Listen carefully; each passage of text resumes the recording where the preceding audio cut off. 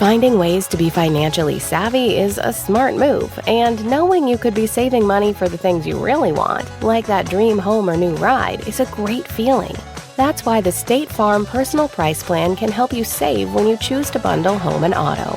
Bundling, just another way to save with the Personal Price Plan. Prices are based on rating plans that vary by state. Coverage options are selected by the customer. Availability, amount of discounts and savings, and eligibility vary by state. This episode is brought to you by Progressive Insurance.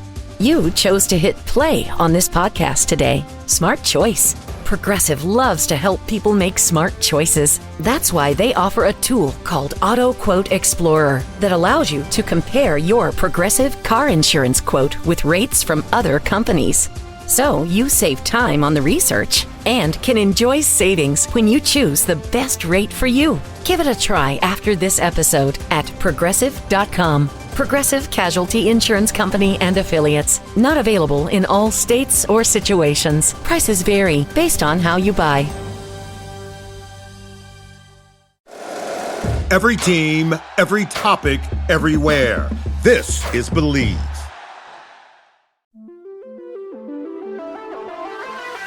This is the FunBelt podcast, part of the Believe Network. Hosts the Dusty Thibodeaux of Warhawk Report, Jeremy Harper of Howlraiser, and Shane Metlin of the Daily News Record. I think it's potentially a very good week for the Sunbelt. But I'm just kind of going off on a random rant. It's just frustrating. So Jeremy, we heard from the herd. That's so smooth. That's very smooth. I like the way you did there. Well done. I'm now heartbroken and disappointed that the weirdest coach in the FunBelt, Ricky Ronnie, is no longer on the baseball track across America. Yeah, he hit the Winnebago and it became like Yosemite Sam, I guess, just out there touring the Great American West. And then, of course, there was the Coastal Carolina. We learned about the new Till Field and what's going on. You know, what it's like to stay home and yet be at a bowl game. Which I'm actually loving my idea for that field. It's underlighting it somehow so it glows. I do. Maybe that's what you do for the yard markers. Okay, all right. I wonder if they'll allow you to do that. Yeah. Or maybe you paint the yardage. Or do we do something like with like a laser across the way? Yeah, maybe. And so it's like a hologram of the yard markings? Yeah, we could do that. That's all way too much, Jeremy. Yeah, we got ahead of ourselves, didn't we? Yeah. We're going in way too deep. We're over our skis. So before we go deeper, we just got to get to the interviews. Let's do it now. Jeremy, there's no Shane Metlin here. No, it's too bad because his favorite team is sitting right in front of us. I didn't know Kansas was here. Kansas. You're going to destroy Metlin while he's not here. Well, he should be here to defend himself. He absolutely should be here. James Madison, second-year head coach Bob Chesney comes in, one time through the league. What do you feel that you kind of learned last year that you're going to carry over to this year? I learned a lot. I think that ultimately there's a lot of really good teams in this league. There's a lot of really good players. There's a lot of really good coaches, and there's a lot of really good fan bases. And I think those were all things that you can pretend that you have a general idea of, but at the same point in time, you really don't until you have the experience of it. I also learned a lot about our team. I learned a lot about our fans. I learned about our community. I learned about our culture, and I think those are all things that certainly helped us quite a bit. I think this is as competitive league as out there. It's as tough a league as is out there, as well coached a league as is out there, and I think it's one of those things that these fan bases are passionate about their team, and there's no better place than obviously Bridgeport Stadium in Harrisonburg, Virginia, to put that on display. You get all the first place votes, or more than enough, to claim the East here in the preseason poll. I know it doesn't mean anything. It's kind of a copy from last season. But what do you do to kind of keep your team focused, knowing that there is that expectation to win the East, but you still got to go out and prove it? Yeah, well, I think the expectation you're talking about is an outside expectation, and the expectations we internally have may even exceed those outside expectations. So once you do that, now you got to start talking about, okay, well, what standards are we putting in place to meet those expectations? And you got to build the process to make sure that it fits the standards that meet the expectation. And those are things that we are, locked in on at this moment. Our competitive level was more than it's ever been throughout the winter. The summer was as intense and as exciting as it's ever been. And I think at the same point in time, our guys all understand that. JMU's used to being the hunted. Right? Anywhere I've been, we've won and have been used to being the hunted. But that doesn't mean that you run when you're hunted. That means that you hunt back, right? And you fight back. And that's exactly where we're at. And I love where the attitude our guys are taking into this. They have a belief in themselves. They have a belief that they could accomplish anything. And there were moments last year of brilliance, and there were other moments of failure that we're going to fail forward and learn from. And those are all things that those outside expectations are nice, but the process that we will handle every single day meets our standards, which meets the expectations we have for ourselves. I tried to warn Metlin last year, and maybe he didn't pass the word along. Weird things happen on the bayou. What happened in that trip to ULM? Yeah, that was first that was a really hot day when we got down there. That's a tough place to play. And we got up and got ahead a little bit, and then right before half, we're going in the score, we fumble, and it ends up being scooped for a scoop and score, and that changed things. We kicked off to them again, and then they had that great running back that was a tough kid. Their whole team was fully healthy at that moment. They were a great football team, and they did some orthodox things on defense, and they played really, really hard, and they hit our quarterback a bunch of times, and it was one of those things that we just didn't have the consistency we needed in that moments of adversity, and I think that helped us actually as we move forward in the rest of the season. Coach Bob Chesney is joined by Trent Hendrick, senior linebacker, and Pat McMurtry. McMurtry? Yep. That's right. All right, I did it right. Offensive lineman. Last season, super hot start, and then got into conference play and met some challenges. Last 2 games lost, but then he came back with that Western Kentucky win in the bowl game. How was that? How was it feel to kind of lose on, or end the season on a low note, but then really end the season on the high note against Western Kentucky? I can start off. I feel like we left with some good momentum. Getting that first bowl win, that was big for the program. I did a whole lot for our fan base. Just the support, the community that we needed. I forgot it was the first bowl game. Yeah, the first bowl win. Yep. That's engraved. You know what I'm saying? We got that, put it up in stadium, nice and good, nice and pretty. But like you said, as far as the conference play, it left a little sour taste in your mouth. So you go into the off season preparing and remembering that feeling of losing to Marshall at home, especially at home. That's a bad loss at home. And you remember that, and you think about that when you do the workouts, when you watch film, stuff like that, and then you just come back ready for the next year. Yeah, and just going off of that, like you got to take the good and the bad, and look and take the positives. And obviously that was a great accomplishment, but I think we can all say, looking back on those games, it's just disappointing, and we obviously know that we got to try to finish those games. So you just take the good with the bad and keep going. I imagine this is your last year with JMU. This is it. You're like a 17th year senior or something like that? Nope. This is it. This is the last dance. But so then this would probably be some last unfinished business to take care of Marshall, to take care of that loss against what was the first loss there? It was App State, yeah. Mm-hmm. So to get those guys, to get it back on those guys, is probably some unfinished business for you, right? Yeah, for sure. It's they're great teams, and so it's not going to be easy. But absolutely, we want to try to get to the FunBelt Championship. So it's not going to be easy, but you got to win those games. How would you feel about that, Coach Chesney? The last 2 games. I mean, that must have been hard. Yeah, it was hard. Thanks. No, especially when you're up. And especially when you're up, and I think that's something we're talking about now, and we will talk a lot about in preseason camp, is the ability to finish. Especially when there's blood in the water, and you're up by 14, you're up by 10, or you're up by 7, whatever you're up by, you have to be able to finish those games. And it usually comes with some interesting things. There's usually a turnover. That turnover usually leads to a big play, and there's usually a special teams mishap that happens and occurs within those games especially when you're up. App State, minute 30 left before half, and they score 14 points, block a punt for a touchdown. We go 3 and out, turn it over, and they take another shot at the end zone. So those are things that you have to prevent from happening. We did a great job all year of protecting the football. We did a great job all year of taking the ball back, and in those moments where we have to hold on to the ball and sustain and continue drives, changes everything when you don't, especially when you turn it over and it goes the other way for 7. That's the harder part, and that was what occurred in a couple of those. So we just know we got to finish. We know we got to protect the ball. We know we got to be able to run the ball, stop the run, win the turnover battle, and just continue to live our expectations and our standards and our process every single day. Your 2 crossover games are the top 2 teams in the Sun Belt West. They're with a trip to San Marcos to face Texas State, and then hosting Louisiana Lafayette. Does that kind of speak to the caliber of your team that the league's going to give you the top 2 teams?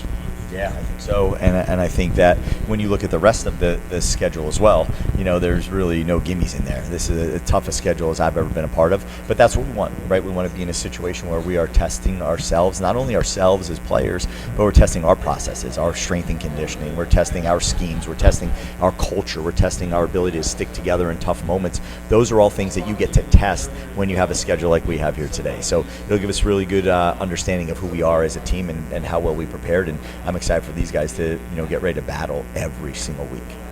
Am I correct in assuming that, or in the knowledge that you're building a new indoor facility? Is that right? That's right. Yep, a new indoor facility as well as a new a wayside stands is what's in the works right now. So those are things that are in the short distance, but there's drawings and plans and renderings of all that stuff, and we just got to make sure we're ready to roll. Well, it's always good when the university is putting money and support behind the program. Right? No question. Yeah. No question.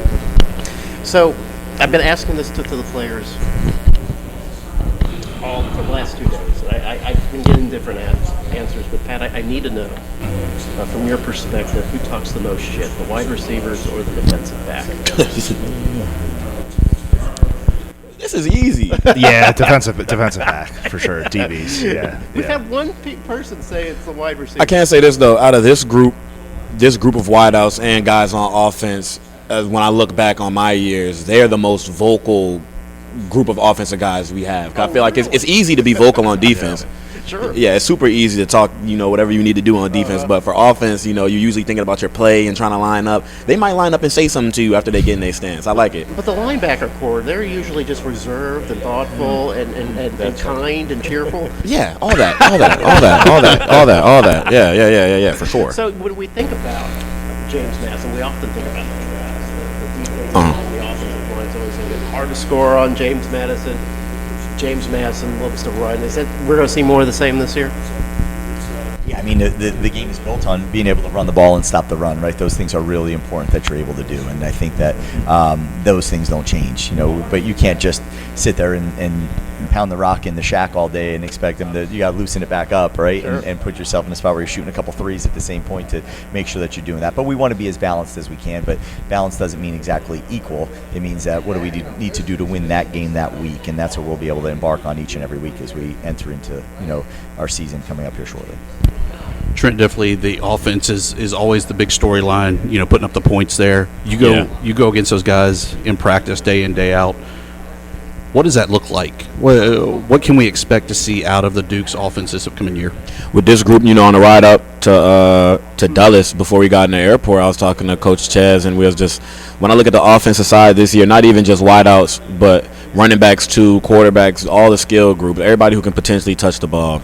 I see a lot of guys who genuinely need the ball, not just, they can get the ball. I feel like they need the ball. Like, I need to see them with the ball in their hands. They have showed me something in this spring or summer to where I feel like, they have to touch the ball, and that's a good problem to have.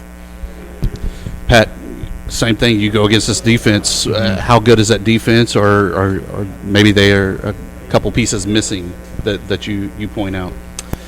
Well, I mean, I think when you look at the leadership, that's like the first thing that pops out, with Trent obviously just being a leader of the defense. But then I think in the secondary, JT and DJ, they both are, great leaders, but I mean, also just great players. And then, obviously we lost a few guys from last year, but I think when you see the guys that have come in and that are maybe like new to playing, it's like the way they're working and just to see the progress they made in spring ball and just through the whole summer, I'm obviously excited to watch them go out there and do their thing. I'm curious, Pat. You came with Coach Chesney from Holy Cross. Yep. Came to JMU. Is Coach Chesney Holy Cross different than Coach Chesney JMU? Are they the same guy?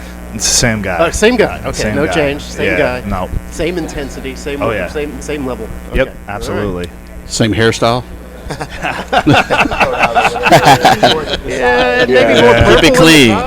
Keep it dark up top. Well, that's true. Yeah, you don't even have to change the wardrobe. Same haircut. Same hair.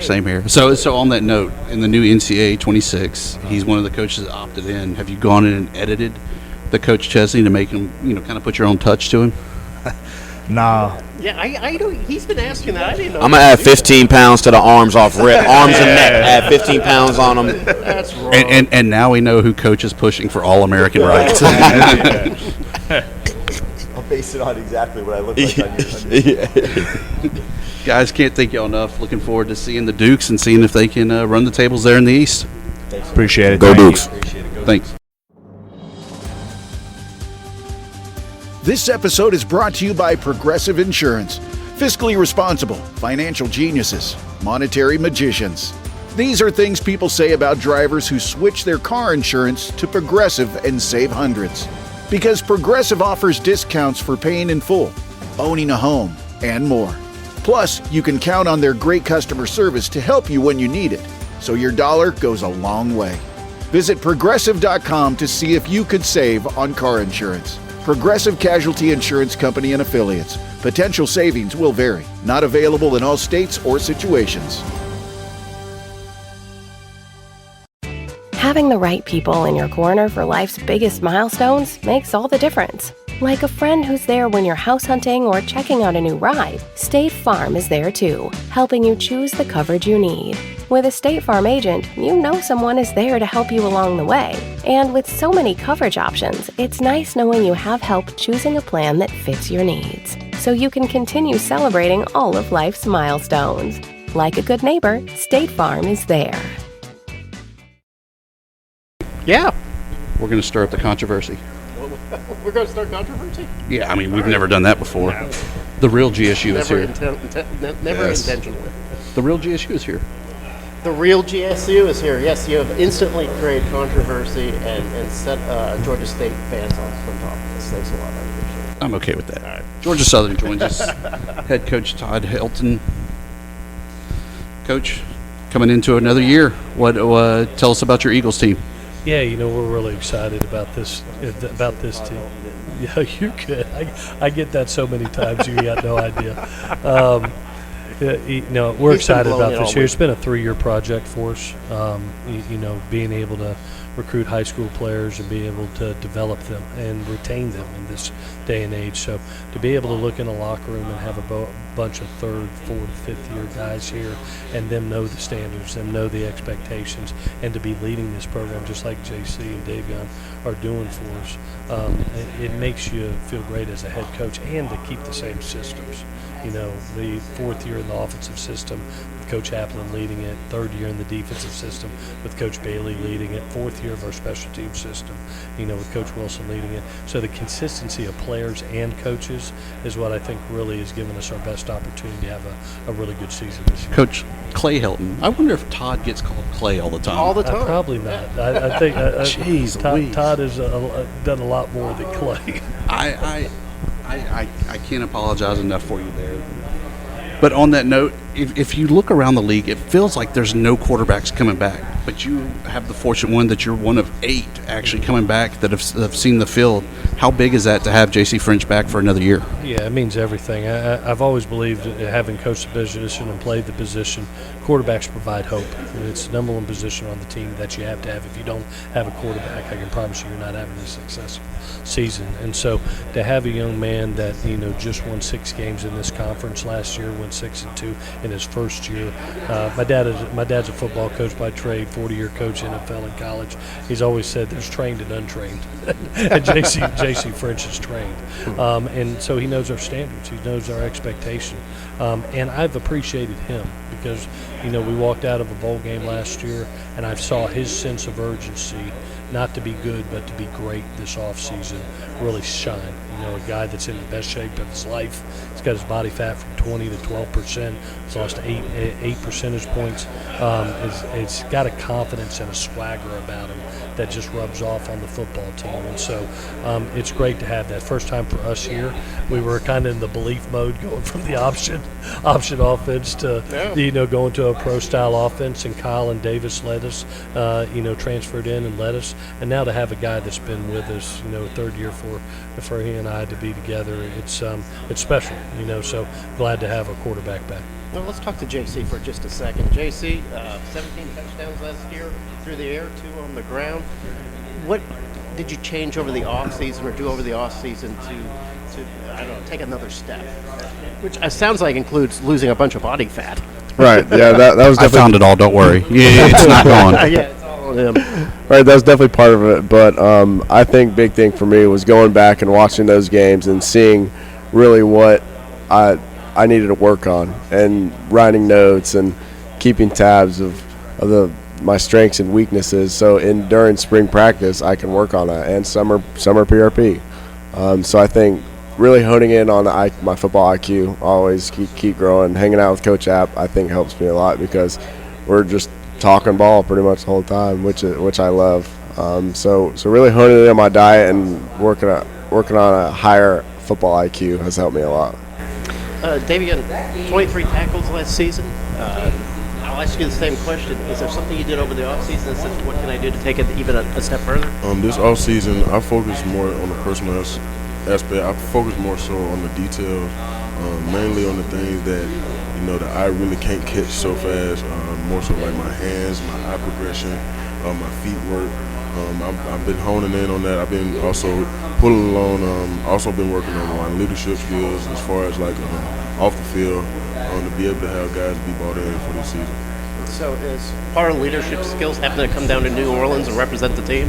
Yes, it is actually. It is part of it. Did you guys do anything last night? No. No? I wouldn't sleep. Oh. We did have a great meal. We went out with our athletic director, Chris Davis. Appreciate him for picking up the bill. Okay. Got a couple good steaks and a piece of fish, and had a good meal together. Then we went to bed. Yeah. Coach, you were with Danny Reed. It couldn't have been that great of a meal there. Just saying. I've never seen a man take down a steak faster than Danny Danny Reed. Oh, wow. He was in hog heaven last night. He was enjoying it. Yeah, don't let size fool you. He can put away the steak. Davian, we've been talking a lot about this league, how great it is that you can bus a lot of places, and that's really good on the football side where you build camaraderie with your teammates. You make a lot of great memories. But y'all are going out west for 2 West Coast games. Correct. Have you and your teammates started talking about what are we doing during these 2 weeks out in Cali? For the most set, the mindset for that, I've been harping on for the defensive side. Of course, you're gonna approach this game like if it's any other game. Don't be too high, don't be too low. Like I've been saying all day, basically attacking, playing the Fresno State and USC like we'll be playing Georgia State, or like we'll be playing Arkansas State, or as if it's a regular game, or App State. Don't get too high, don't get too low. I feel like that's when emotions play in effect. I feel like this is one of those games. Like you guys know, we played Ole Miss last year, and that's a pretty good game. Georgia State, top 25 team, and those are experience under our belts that we can't overlook, and that helped us for these next 2 games that are coming up. So it probably helps though that Coach Helton knows his way around USC and probably knows where to eat and which neighborhoods to visit. He knows the good steakhouses there. Yeah. He probably knows that lay of the land. Yeah, very good. So Fresno lost to Sam Houston in the New Orleans Bowl. I know that must have been a bitter pill, but did you learn any lessons from that? Yeah, I was very appreciative in that game, and I'll let JC speak to it too. We got into a tight battle with Sam Houston, lost it down the stretch, and we turned the ball over in that game offensively. And I'll never forget JC taking ownership, and he walked right in the tunnel. I was standing there in the tunnel and came up to me and said, "Coach, that'll never happen again as long as you and I are together." And I appreciate that so much. And he literally, from that moment until right now, his sense of urgency to be the leader of a team and to perfect his game and be a master of his craft has been stellar. I think we all have a chip on our shoulder. We finished one play away from being in that conference title game. Yeah. And we've got a pit in our belly right now that, we knew we were running with Marshall and had to go 4-0 in November, and we went 3-1 and didn't get it done. And so we got the opportunity now to correct that, and I think that's why you see a lot of guys coming back.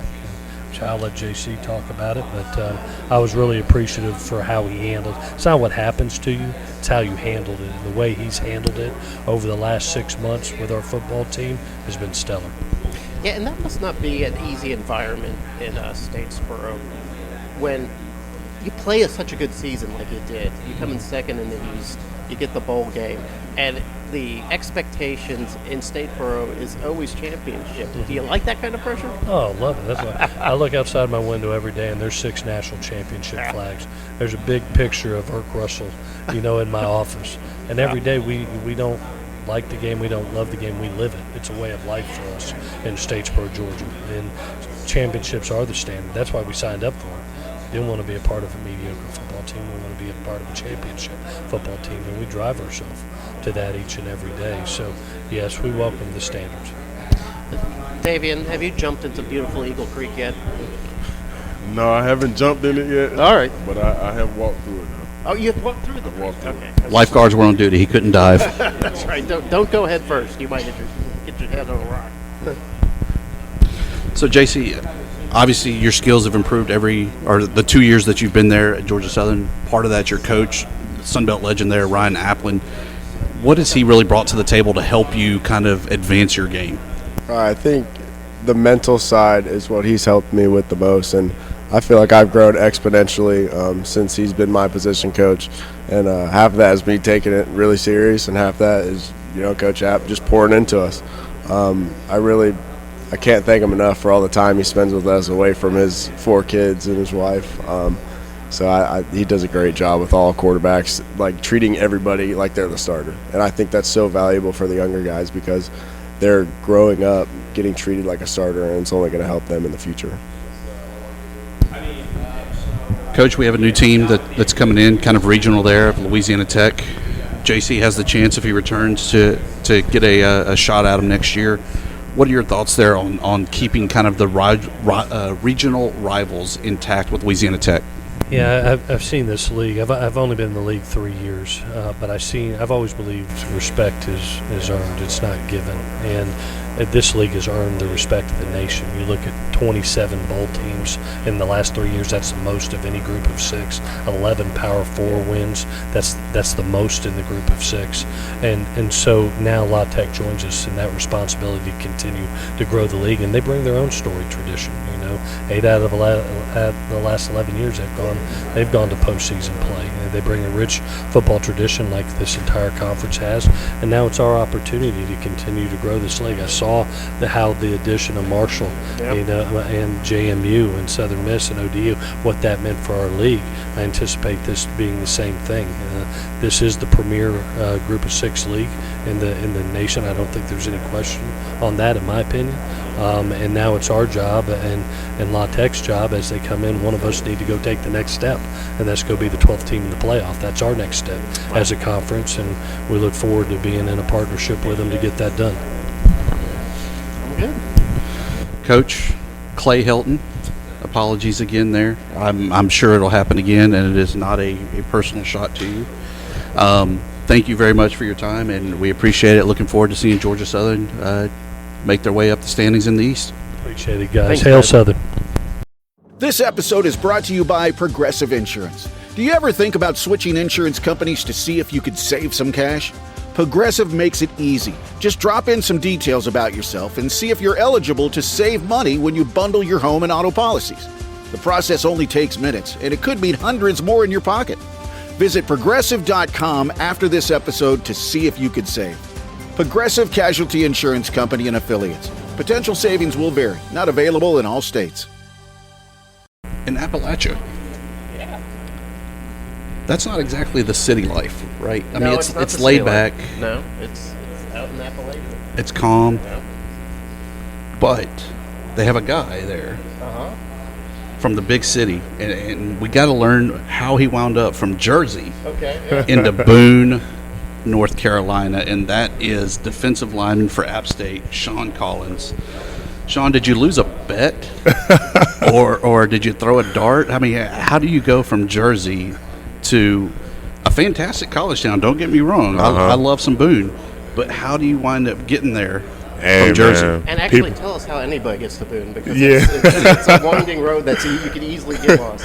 Hey, people ask me all the time, wondering like, how do I end up there? But hey, that winter tradition was just so strong; it pulled me up there like a magnet. I mean, I didn't know where I was heading to, but when I got up there, it was so beautiful, and I'm just like, Dad, like, this is the place to be. I'm not gonna lie, like, the game day is nothing to do but go to the game. And I'm like, this is a college town I need to be part of. Like, the fans love it. The football tradition is like no other.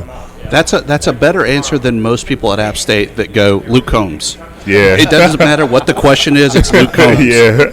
And I'm like, okay, I'm glad you told me Luke Combs when I asked where to go eat. But yeah. It is what it is. So, Sean, coming in, what do we expect this year out of the transition for App State, knowing that last year was definitely not up to the near standard, but new head coach, a lot of new faces around the complex.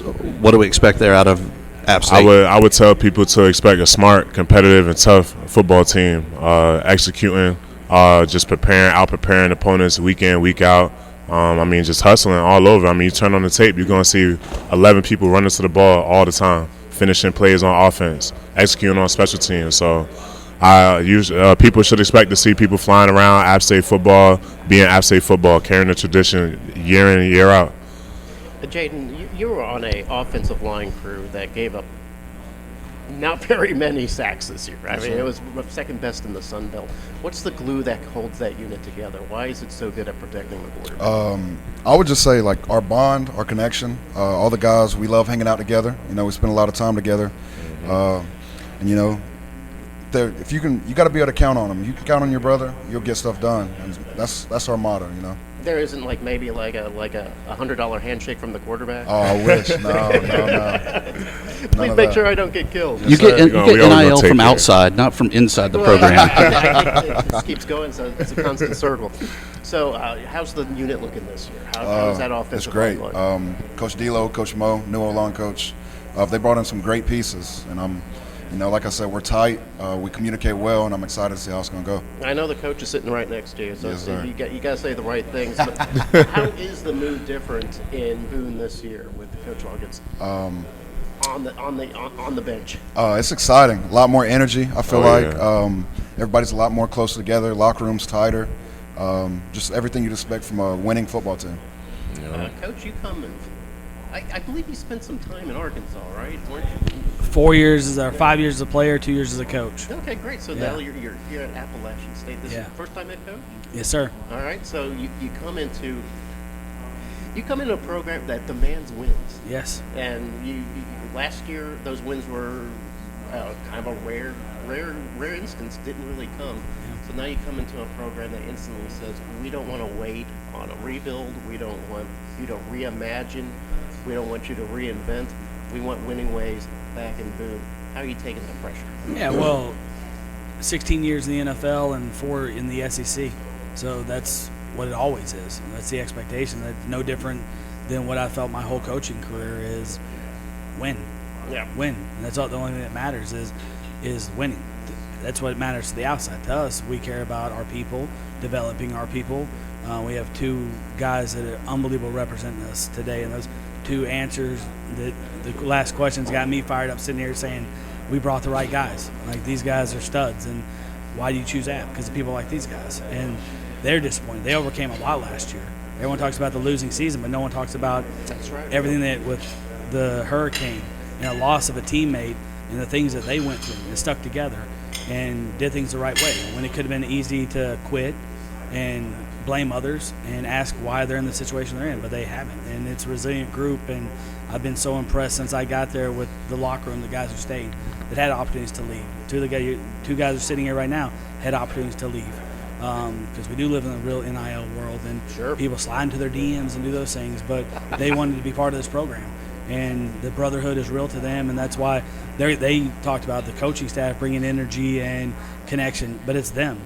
They're the ones who create the connection, and they're cooking out and they're hanging out with each other. They care about each other, and it's like Jay said, that's what winning football looks like. It happens away from the field. The connection happens away from the field. The winning happens away from the field. Everyone pays the price on the field. Every team in the Sun Belt works hard, and we feel like we work really hard, and we practice the right way, and we practice really, really hard. But the real winning, the sticking together, happens away from the football field. Sean, is that something you ever thought you'd hear as your coach talking about sliding into somebody's DMs? It's weird that I'm saying that.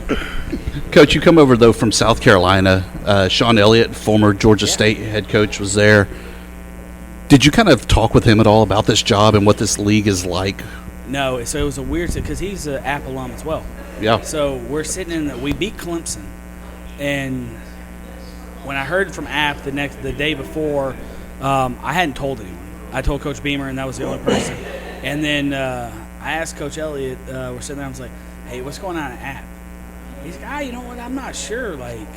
I'm not sure. I was just saying, hey, do you know anything about it? Because I just talked to him yesterday, and I didn't say anything until then all of a sudden it happens. It happened fast because it was like a Tuesday. I talked to him, and by Friday I'm in Boone.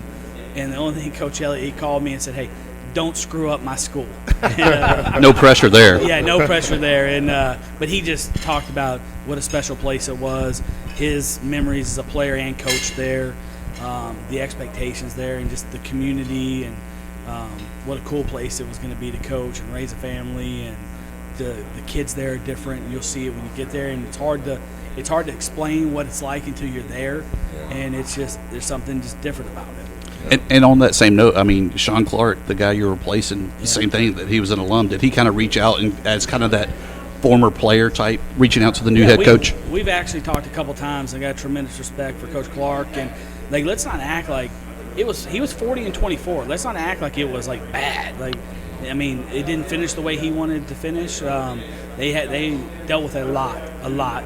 But the blessing that we get to take over is he recruited some really good kids, like the two kids sitting here today. And there's more in that locker room, and we're so fired up about our locker room, the people we have. But Coach Clark's been great. I think he truly cares about App, because it's in his blood, and I think he wants us to win. And just appreciate a former player that does reach out. We got a lot of great former players: Daniel Jeremiah, Corey Lynch, other guys that Dexter Coakley, all these guys. As soon as we got the job, we're calling, texting, just doing whatever they could to help us. So on your non-con schedule, you've got Boise State, and then later you have Oregon State. Yeah. Are you guys plotting a move to the Pac-12 like Texas State? Is that what's happening? We're plotting a great training camp and getting ready for Bank of America Week 1. Absolutely. Yeah. That's right. You open up with Charlotte, so that's going to be a really fun game. Yeah, especially in an NFL venue. Really excited about that. We consider Charlotte's a home base for us. We consider it a home game. The black and gold will be strong in that stadium that night. And look, training camp can be really hard because you get 25 practices before you get to hit someone in a different color jersey. But in the back of your mind, you know what you're competing with. You know what you're doing it for. You're doing it for that Friday night, that opening game in an NFL stadium at night. It's going to be an awesome atmosphere, and so we're excited. Now, this is being your first year as head coach, have you considered your head coach fit yet? Are you going to be a sweater guy? Are you going to be a suit guy? Are you going to be a jacket guy? Are you going to I'm a pretty low key chill dude. Probably just like a pullover and a visor.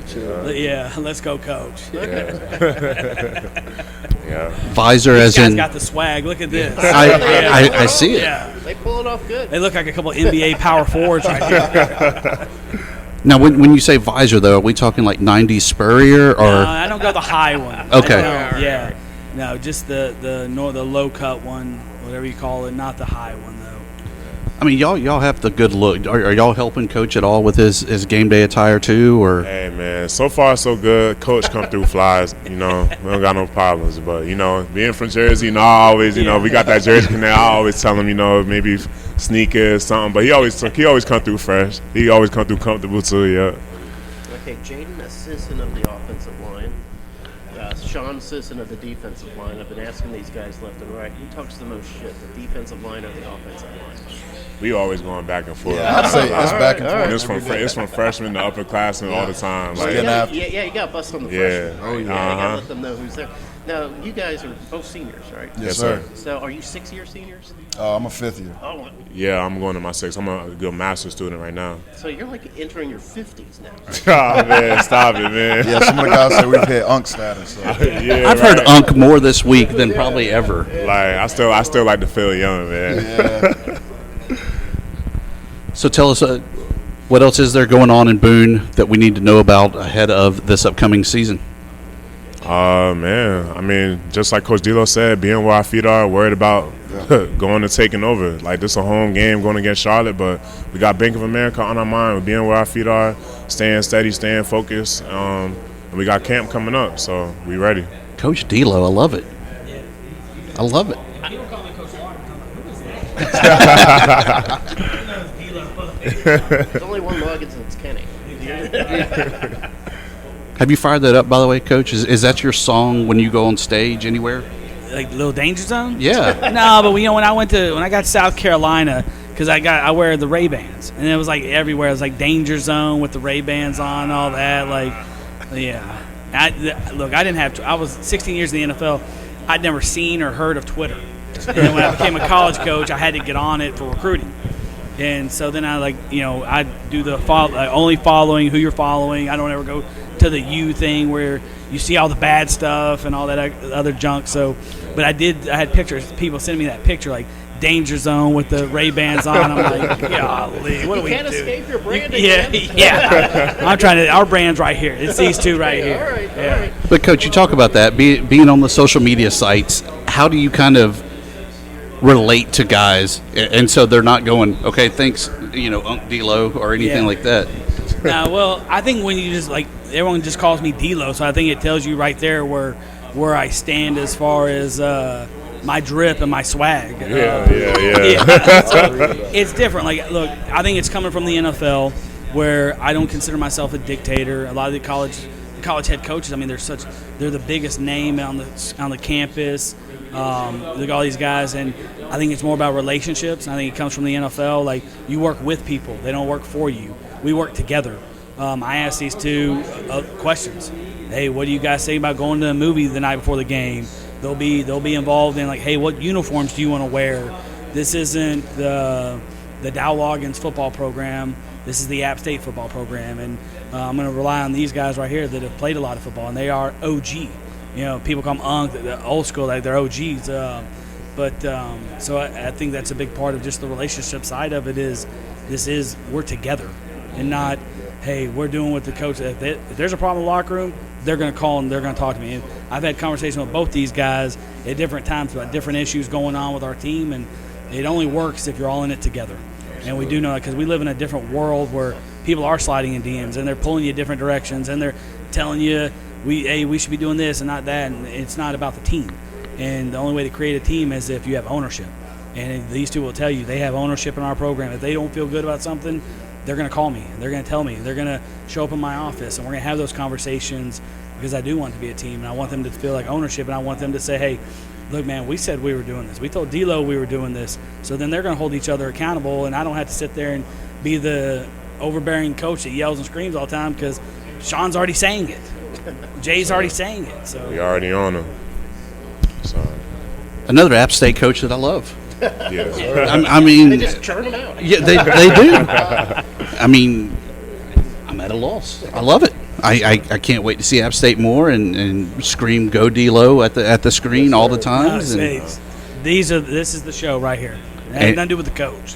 Well, every good coach has good players. I won't be shouting D'Lo. Every Monday on the FunBelt Conference weekly call, I'll be like, Coach D'Lo, let me tell you about it. Guys, can't thank y'all enough. Appreciate it, and definitely looking forward to this season. Yes, sir. Thank you guys for having us. This episode is brought to you by Progressive Insurance. Do you ever think about switching insurance companies to see if you could save some cash? Progressive makes it easy. Just drop in some details about yourself and see if you're eligible to save money when you bundle your home and auto policies. The process only takes minutes, and it could mean hundreds more in your pocket. Visit Progressive.com after this episode to see if you could save. Progressive Casualty Insurance Company and Affiliates. Potential savings will vary. Not available in all states. Closing out FunBelt Media Days, we have the Panthers. Who are literally closing out FunBelt Media Days. I believe they're the last guys on the podium, right? Yeah. Got to be sneaky like a cat. I had the feeling that the Panthers are going to sneak up on some teams this year. Okay. We have joining us head coach Del McGee, receiver Ted Hurst, defensive lineman Henry Bryant. Coach, one time through the league, what's year two look like, and what are the lessons you learned from year one? Yeah, year one was a whirlwind just because of the time I got hired, being hired late in March. Well, not late in March, where spring ball had already started. We had to stop spring football, hire a staff, then start spring ball back within 2 weeks, implement offense, defense, special teams, and we wanted to make sure we ended spring ball before the transfer portal opened up so we could retain the correct players and also try to acquire the right players for that season. So everything was kind of rushed. I do feel like the foundation was laid through the season last year. Despite going 3-9, we had 4 games where we lost by one-score games where we lost. That if we finish the right way, make the correct calls as a coaching staff, and make the right plays in critical downs, we could have had a different season last season. But with the addition of 77 new players, 34 from the high school ranks, 43 from the transfer portal, along with the 45 guys that we have returning, I feel like we have a great mix of experience, leadership, and also youthfulness from the high school kids that are going to promote and gravitate to what we want to do this year. Coach, obviously you want more than 3 wins, but last year you get in with that pretty big win against Vanderbilt. Surprised a lot of people, made a lot of headlines. What did that mean to the program to get that big win at home? Yeah, it meant a lot. It actually showed our kids that what we do and how we do things works. So it actually reaffirmed our kids that what we do, how we do it is beneficial, and that's the expectation, and that's what's going to allow these 45 players that return to hold our new guys accountable to the way we do things, and they have done that thus far during spring football and this summer. So to increase that win total from 3 to whatever you want it to be this year, was there changes that you made in the off season that you had to look at yourself and go, this is what we need to change if we're going to get better? Yes, we actually hired a new defensive coordinator, offensive coordinator, and added a couple more position coaches. Coach Jackson, the offensive coordinator, brings a wealth of knowledge and experience. He's well respected. He's been a head coach on the college and high school level, so I lean on him a lot. He's a very good role model for our coaches. He gives them direction, but also I think our players really respect and admire him as well. And then Travis Pearson, who's been a defensive coordinator for a long time, brings a lot of experience and knowledge to the game. He's been in this conference. He knows how this conference works. He was part of a defense that led the conference in total defense and was one of the best defenses in the country. Then Brian Ross, our offensive line coach, I think was a huge addition, and he's done a tremendous job of getting our guys on the same page. He's very relatable, but his standard of how he goes about his everyday business has really been comforting, and it lets me sleep a little bit better at night, so to speak. And then our secondary coach and our outside linebacker coach, who coached with Billy Napier at ULL, also have familiarity with this conference. And also Napier being part of the Saban tree, Smart tree, they understand our practice structure. So teaching them how we practice and the demand and the way we structure practice, they already got knowledge in the way we do our business. So there's no learning curve for those coaches from that standpoint. So we just got to get on the same page, connect as one, and just really embrace camp, embrace the suck part of camp, which is going to happen.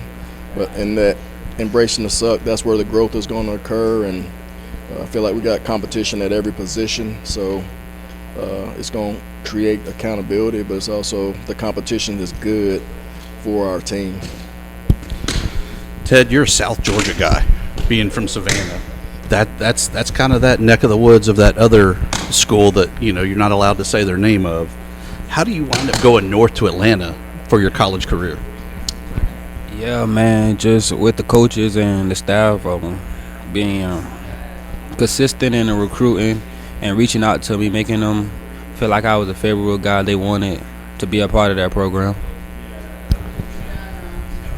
Georgia State, I think, has always been kind of a better offensive school there, but you got to have the defense. You go head-to-head with that defense week in, week out on practice. What are you seeing out of the defense so far through spring ball? Yeah, man, they got a great strategic plan, and I really feel like it's going to definitely help the guys. With that being said, we got some great kids over there also who's very talented as well. So with a great plan and a great athlete, it could become unstoppable. Henry, you heard my partner just say that you think about Georgia State. You often think about offense. Is that true? Is that something that's accurate? No, I wouldn't. I didn't think so. No. What do you mean? They're an offensive school. I think they have the defense. This guy, 5.5, 30 tackles, 5.5 tackles for loss, 4 sacks. You seem to be pretty productive. What's the juice that makes the defense run at Georgia State? Well, I'll say our coaches are very enthusiastic and they bring the energy, so that puts the fire under us really to get going and stuff. So yeah, it's just our coaches really. So who's talking the most trash, the defensive backs or the wide receivers? No, we don't really do too much talking. We just get straight to work. Okay, so you can protect Ted over here. That's all right. I heard he's doing all the trash talking. So we talked a little bit about the coach, about what he thought the team needed to improve to get that win total from 3 to a higher number. Was there something that you did to improve? Just using my time wisely, the off season, working, working, building bonds with teammates, just doing my part really. Ted, you set a team record for 9 touchdowns last year. Are we going to see another team record this year? Yes, sir, definitely. It's all going to come against Vanderbilt in that rematch, right? If it comes like that, it comes like that. So speaking of your schedule that's coming up, you got that big game. I guess Ole Miss is the first game. That's a pretty big game to start. Yes, we welcome that challenge.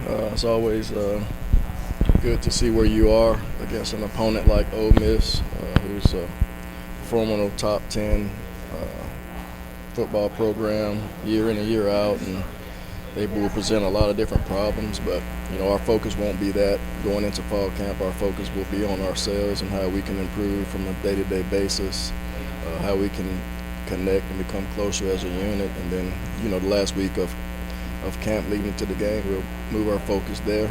We definitely have a tough 4-game stretch with Ole Miss, Memphis, the next game at home, and they're basically a Power 4 school with the resources and financial benefits that they have coming into their program. And Murray State will be another opponent. Then we got to go to Vanderbilt before we hit our bye week, and then open up against James Madison. So we just want to make sure we go through that 4-week stretch of getting better every single week, not beating ourselves, and making sure that product leading into the JMU game, that we're fully healthy and we know who we are and we have created identity in all 3 phases. Wait a second. After that Murderers Row, the first conference game you get is James Madison. And then App State. Oh, man. What did you do to piss people off? This schedule was created before I got here, so it's just one of those things. But, we're not going to shy away from that. We're going to compete, and we'll be well prepared, and we'll have enough pieces around us to be successful. Yeah, that's a tough 6-game stretch. Coach, there's always a big to-do, hey, we're playing Ole Miss, and, they're usually a top 10 team. But you get to go head-to-head against Lane Kiffin. Do you kind of take that personal approach of, hey, I gotta compete a little bit harder, a little bit extra against this guy? No, we don't compete hard against every opponent. We treat the same. Every coach, we treat the same. So we're going to put our best foot forward no matter who we play. And we're just going to be where our feet are and concentrate on the task at hand each and every day. Ted, you've been around this program a little while. What was the big difference that you saw when the coaching change happened last year that has really kind of set and changed the culture there? Yeah, the coaches creating this 4 C's, which is competitiveness, connection, commitment, and composure. They're just drilling that into us. Like, that's how the program's going to be ran, and they're setting that foundation. And everybody else being able to fall in line and respect the rules and hold each other accountable is a great thing. Henry, what's more powerful, New Orleans Heat or Atlanta Heat? They're both pretty bad, aren't they? Yeah, both of them pretty bad. They're both neck and neck, really. Yeah, you're a Florida guy, though, so you're just an expert on humidity. And Right. Yeah, you can do whatever you want. So what's your expectations to compete in this very tough Sun Belt? Is it to win the Sun Belt East? Is it get to the 6 wins? What is the ultimate goal for Georgia State Panthers this year? I think just taking each game at a time, winning each game one by one, to get to the big goal at the end, which is a championship. NCAA 26 came out. Ted, is it a fair assessment of where you are and what you're capable of? I think they kind of sniped me a little bit on the 90 overall. Yes. Okay. Was it the infamous, as we've seen all over social media, the toughness, or was it the speed, or what? I can't tell you, but I've seen a lot of great clips. Okay. Because I thought it was kind of funny, and it was a lot of quarterbacks and maybe some punters where the toughness was like a 0, and so they're like, this dude's going to lose a fight with a paper bag, you know? I can't believe they have a toughness measurement. I need to get into this game to figure that one out. I mean, it's very accurate, right?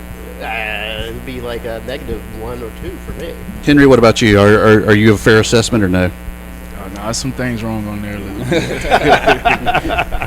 But more importantly, have you gone in and taken Coach McGee and done the edits on him to give him some hair, or some flair, or you know, something like that? Nah, he don't need it. He don't need it. He don't need it. You got him a dark skin on there.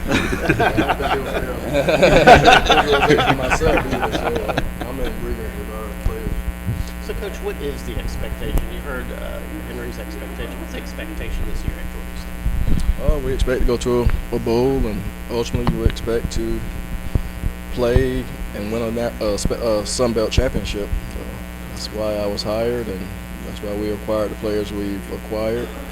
That's the reason they're working their butts off and work during the spring and getting all the things established that's going to help us be successful during the season. So health definitely plays a part in all those things. But considering that opening conference schedule, you certainly have an opportunity to land your mark right away and maybe set the tone for the whole season. Absolutely. So we're looking forward to the season and the challenges that will come, and just can't wait to start camp on July 31st.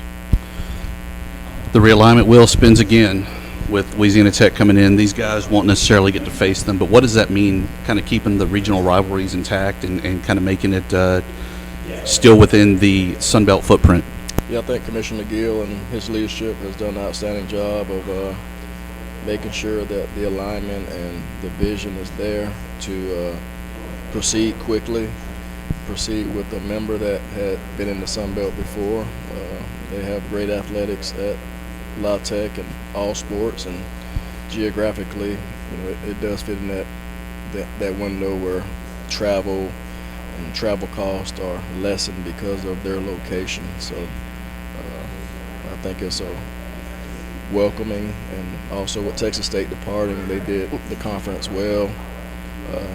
We wish them luck as well as they proceed on to the Pac-12. That's all we have. Looking forward to seeing if that championship trophy can make its way to the ATL this upcoming season. So good luck to you guys, and we'll see y'all around. I appreciate it, Dustin. Thank you.